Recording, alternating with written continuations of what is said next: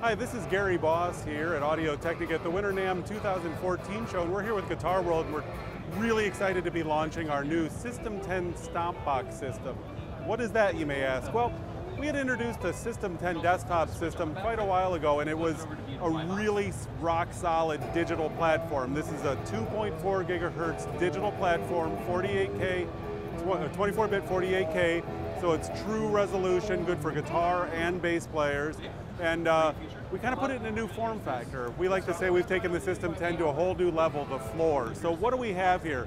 We have our body pack transmitter, and we have our pedal board mounted receiver. A couple unique features about this. First of all, you're going to see this guy, it's all metal construction, has a foot switch. Why do I need a foot switch on a wireless? Well, the first thing we're going to notice is we have two outputs on the side here. We have an output A and an output B. All right, well that's interesting. Why do I have that? Well, I'm going to unplug this for a second. We're going to see that we actually have two output modes. We have A or B and A mute. What does that mean? Well, if I'm in my A or B, this now becomes an amp switcher. I can switch between A or B. So a perfect example of this, you got to remember these are both tip ring sleeve balanced outputs. A goes to my Marshall, rocking out. B, switch my packs onto my acoustic guitar. B, because it's balanced, can go straight out to the mixing console, so I can go right to the PA. So I can use this guy to do that. I could go Fender Twin, Marshall, switch my amps, have a clean, a Roland Jazz chorus to a Marshall, whatever. Then when we go to this A mute mode, what I have here, both outputs are hot. Say output B I put to my guitar tuner, output A I go to my guitar amp, I want to tune, I hit the switch. Now I've muted my A output, and now I'm just tuning silently. Another very unique feature on this system is the fact that I can pair up to 8 transmitters with a single receiver. Well, that's kind of interesting. Why would I want to do that? Let's say I have 2 guitars on deck. We call this the on deck feature. I'm playing with guitar 1. I turn off the first pack, turn on the second pack, and it instantly recognizes it with my receiver. Furthermore, unlike traditional wireless, if I have all those packs on, the first pack on will still work with my receiver.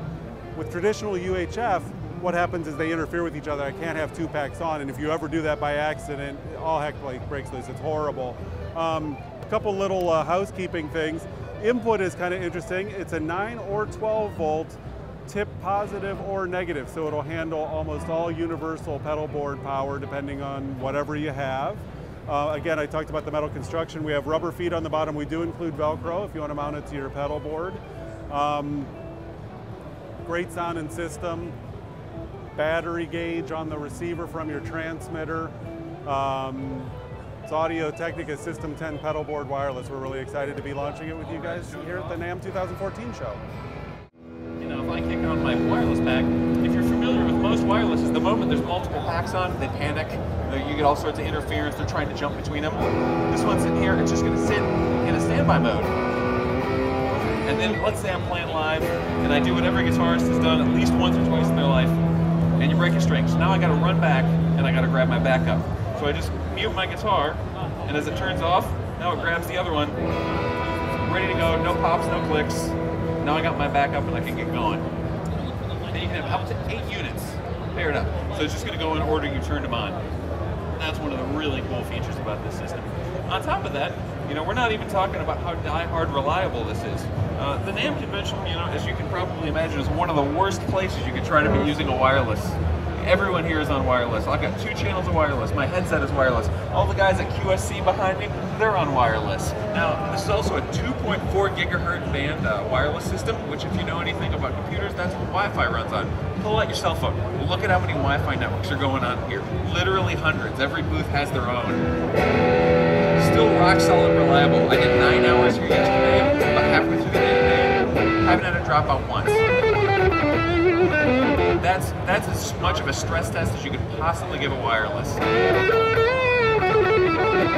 It's also a fully digital wireless, and as a result of that, that means you still don't get any of that limiting or any of that gating effect you'd get with a traditional analog wireless. So that's really cool. I can still use the volume knob on my guitar. Still get full dynamic range of it.